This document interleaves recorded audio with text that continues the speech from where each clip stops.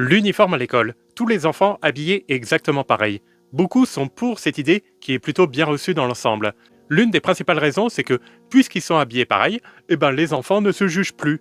Donc en bref, pour eux, ça résout une partie des problèmes de harcèlement à l'école. C'est vrai qu'à première vue, si les enfants se ressemblent tous, alors on se moquera plus des enfants habillés différemment.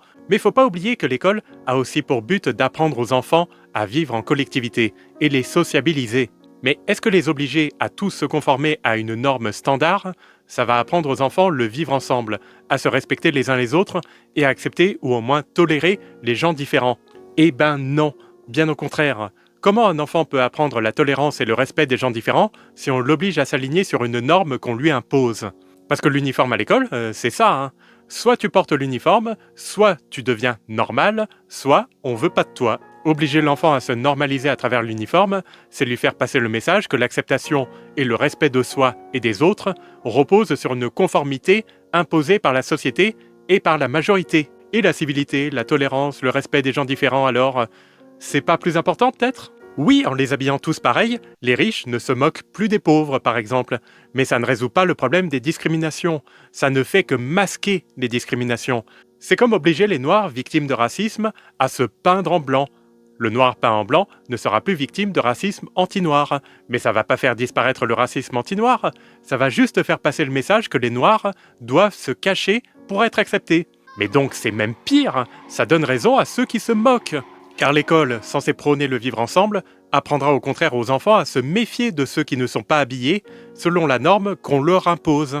Comme le noir peint en blanc, plus on cachera les gens qui sont différents, plus on donnera raison aux discriminateurs.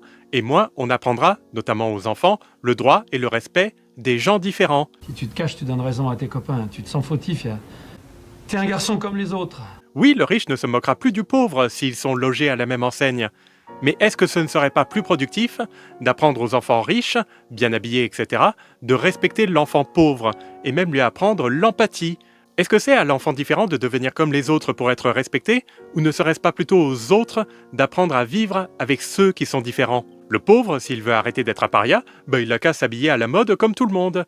Et le noir, victime de racisme, il n'a qu'à devenir blanc. Et le garçon homosexuel qui aime les garçons, il n'a qu'à aimer les filles comme tout le monde. C'est absurde comme raisonnement, n'est-ce pas? C'est le même raisonnement que ces gens-là qui se disent que grâce à l'uniforme, les enfants ne se jugent plus. Le vivre ensemble, c'est apprendre que chacun a droit au respect, et il ne devrait pas y avoir besoin de se ressembler et de faire comme les autres pour cela. C'est au contraire de la discrimination de dire aux enfants qu'ils doivent se vêtir comme les autres pour être acceptés. Au bout du compte, c'est combattre la discrimination par la discrimination.